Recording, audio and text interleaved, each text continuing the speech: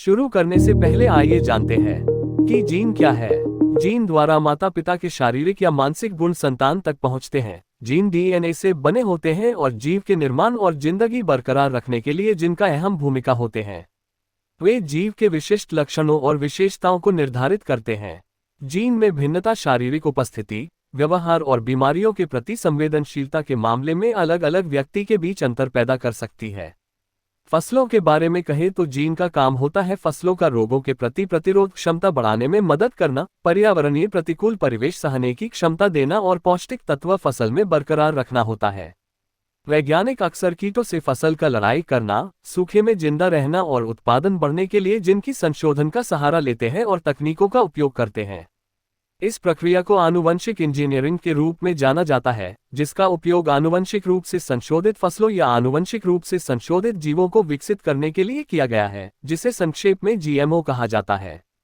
GMO का full form है genetically modified organism.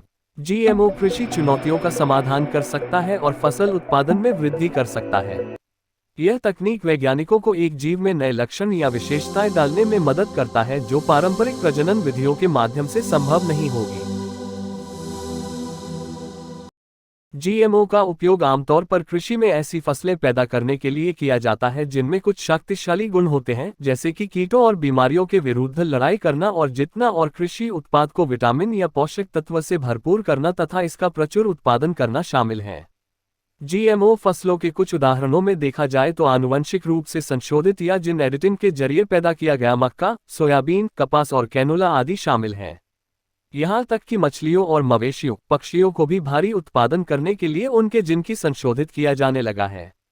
आगे बढ़ने से पहले जेनेटिक इंजीनियरिंग के बारे में जान लेते हैं। पहले मैंने उल्लेख किया था कि जीन आनुवंशिकता की मूल भौतिक और कार्यात्मक इकाई है। जीन डीएनए से बने होते हैं। कुछ जीन प्रोटीन नामक अणु बनाने के लिए एक उपाय रूप में कार्य करते हैं, जो शरीर के कार्य करने के लिए आवश्यक है। हालांकि कई जीन प्रोटीन के लिए कोड नहीं करते हैं, इसके बजाय वे अन्य जीन को नियंत्रित करने में मदद करते हैं। संक्षेप में कहें तो जीन पृथ्वी पर रहने वाले विभिन्न प्रजातियों के जीवों के गुणों को वहन करता है। जीन विभिन्न रोगों के लक्षणों आदि पूर्वजों के सभी गुणों को वहन करता है। उदाहरण के लिए, यदि किसी के परिवार के सदस्यों को अतीत में कैंसर था और कैंसर से उनकी मृत्यु हो गई, तो परिवार का जीन उस बीमारी को उस परिवार की अगली पीढ़ी में ले जाएगा। सवाल यह है कि क्या हम कैंसर रोग को वहन करने वाले जीन के लक्षणों को जीन से निकाल सकते हैं और एक स्वस्थ जीन का निर्माण कर सकते हैं जिससे कैंसर जैसी बीमारी का खात्मा हो।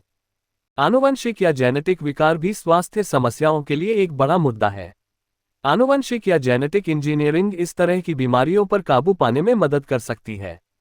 आनुवंशिक रूप से संशोधित फसलें वे फसलें हैं जो अपने जीन में संपादन से पहले विभिन्न रोगों से ग्रस्त थीं। आमतौर पर उच्च कीमत वाले जीएमओ या जेनेटिकली मॉडिफाइड ऑर्गेनिज्म बीज की लागत, अधिक उपज, कम उत्पादन लागत, बेहतर स्वाद, लंबी जीवन, शिपिंग की क्षमता, बीमारियों और कवक या फंगस से लड़ने की क्षमता और एक बेहतर उत्पादन के कारण कटाई के समय कई गुना लाभ होती है। वैज्ञानिकों ने विभिन्न फसलों के जीन को भी संपादित या एडिट किया है जो उन्हें चरम या खराब मौसम की स्थिति में जीवित रहने में मदद करता है। इन आनुवंशिक रूप से संशोधित फसलों को कम पानी, कम उर्वरक और कम कीटनाशकों की आवश्यकता होती है। इस तरह की खाद्य फसलें अधिक खाद्यान्न उत्पादन करने में सहायक होती हैं। बढ़ती जलवायु परिवर्तन की स्थिति के साथ खाद्यान्न उत्पादन में वृद्धि चुनौतीपूर्ण है। जीएमओ फसल जलवायु परिवर्तन के साथ लड़ाई करके अच्छे खासे फसल की उत्पादन कर सकते हैं। जीएम फसलों को केवल तभी उगाने की अनुमति दी जाती है जब वे सुरक्षा के नियम में उत्तीर्ण हो जाते हैं और मानव स्वास्थ्य और पर्यावरण के लिए जोखिम पैदा करने की संभावना नहीं होती है। जीएमओ फसलों के सुरक्षा मूल्यांकन के लिए नियम की आवश्यकताएं अत्यंत कठोर या स्ट्रिक्ट हैं और प्रशासन के अधिकारी द्वारा परीक्षा करके सुरक्षा के बारे में निर्णय ली जाती हैं। आइए जानते हैं आनुवंशिक रूप से संशोधित या जीन एडिटिंग फसलों का नुकसान के बारे में। जीएमओ फसलें की जीन प्रकृति के नियमों को तोड़ती है और एक आर्टिफिशियल जीन जिसे बन जाती है। यह भी कहा जाता है कि जीएमओ फसल की खेती का लागत या खर्च ज्यादा है। इससे पर्यावरण के साथ साथ किसान और व्यापार भी खतरे में पड़ जाता है। यह अनैतिक लाभ पर काम करने वाली खेती के बाजारीकरण की ओर अधिक झुकाव रखता है। जीनेटिक रूप से संशोधित फसल अगर अपने आप खुद को जैविक रूप से अलग प्रकार के जीन पे परिवर्तित कर लेते हो, मानव स्वास्थ्य को खतरा हो सकता है। जीएमओ फसल पे बहुत सारे कीटनाशक व्यवहार की जाती है जिससे अत्यधिक फसल उत्पादन होती है। लेकिन जीएम खाद्य पदार्थों का अत्यधिक उत्पादन समय के साथ कम हो जाएगा क्योंकि इन विषाक्त कीटनाशक के खिलाफ कीट अपने शरीर पे प्रतिरोध विकसित कर सकते हैं, जिसके कारण कीटनाशक का प्रयोग कीटों के ऊपर कोई काम नहीं करेगा।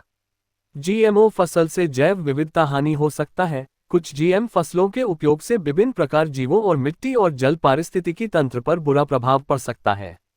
कुछ आनुवंशिक रूप से संशोधित खाद्यान्नों के कारण कुछ समस्या हो सकता है, जैसे 1. शरीर पे दर्द, 2. एलर्जी संबंधी बीमारी, 3. एंटीबायोटिक शरीर पे काम नहीं करेगा, 4. शरीर का रोग प्रतिरोध क्षमता कम होना, 5. कैंसर का खतरा, 6. शरीर पे विटामिन्स का कमी हो सकता है। कुछ लोगों ने यह भी आशंका जताई है कि जीएमओ खाद्य पदार्थ खाने से मनुष्यों के जीन में परिवर्तन हो सकते हैं। आनुवंशिक रूप से संशोधित या जेनेटिकली मॉडिफाइड खाद्य पदार्थ हर जगह बाजार में उपलब्ध हैं और हम अनजाने में उनका सेवन कर रहे हैं। जीएमओ कुछ शोधकर्ताओं के अनुसार जीएमओ खाद्य पदार्थ पोषक तत्वों की कमी वाले होते हैं। उनके अनुसार जीएमओ खाद्य पदार्थ जानवरों और मनुष्यों के स्वास्थ्य के लिए अच्छे नहीं हैं। जीएमओ खाद्य पदार्थों में विषाक्त पदार्थ होते हैं।